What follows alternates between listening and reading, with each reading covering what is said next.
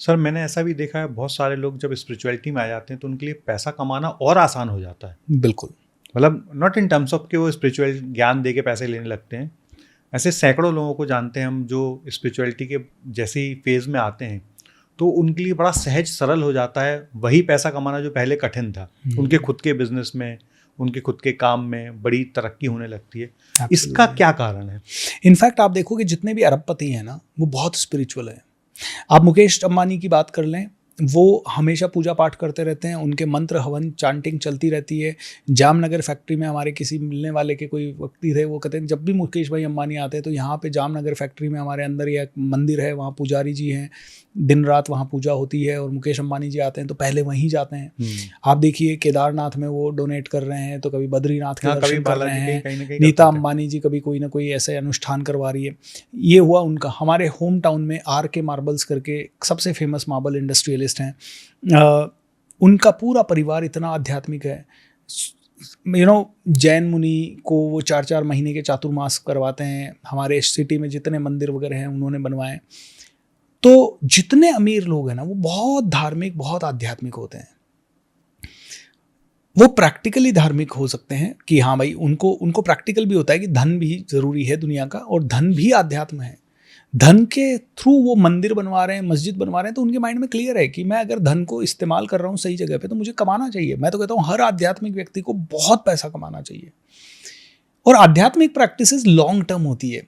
देखिए, जब मैं आध्यात्मिक नहीं हूं तो मैं क्या करूंगा, चित्रेश भाई मिले हैं, आई डोंट केयर, मुझे तो इनसे बस प्रॉफिट मिलना चाहिए।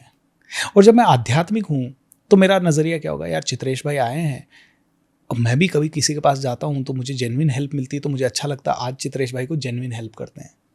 अब दोनों में चित्रेश भाई को तो पता है पैसा देना है, एक में बस मैं सर्विस ये दे रहा हूं कि ये प्लांट चित्रेश भाई को दे रहा हूं, इससे भी चित्रेश भाई मुझे 200 रुपये देने वाले हैं, दोनों ही इंटेंशन में।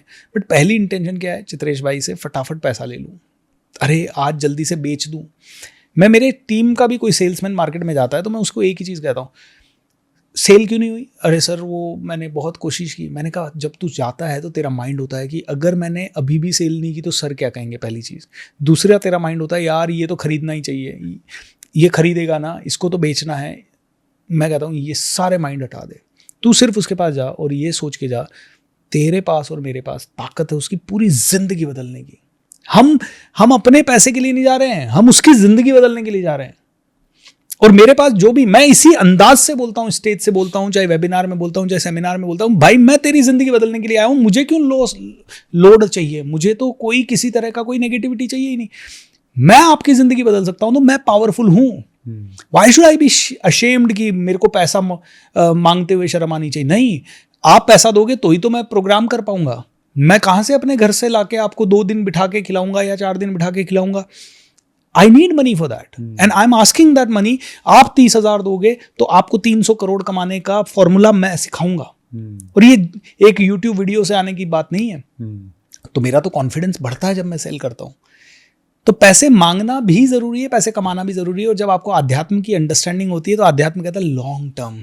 तो मैं उसकी जिंदगी बदलने जा रहा हूँ और उसकी जिंदगी बदल गई तो पता नहीं 500 साल तक पता नहीं कितने लोगों की जिंदगी और बदलेगी। ये तो रिपल इफेक्ट है ना। तो जो आध्यात्मिक आदमी होता है वो ये समझता है बहुत, वो जानता है कि जो एम्पायर वो क्रिएट कर रहा है उससे 1000 लोगों को रोजगार मिलेगा। वो सही प्रैक्टिसेस के साथ उसको क्रिएट करता है, वो चीटिंग नहीं करता है, वो किसी का हक नहीं मारता है, वो हर एम्प्लॉय को खुश रखने की कोशिश करता है।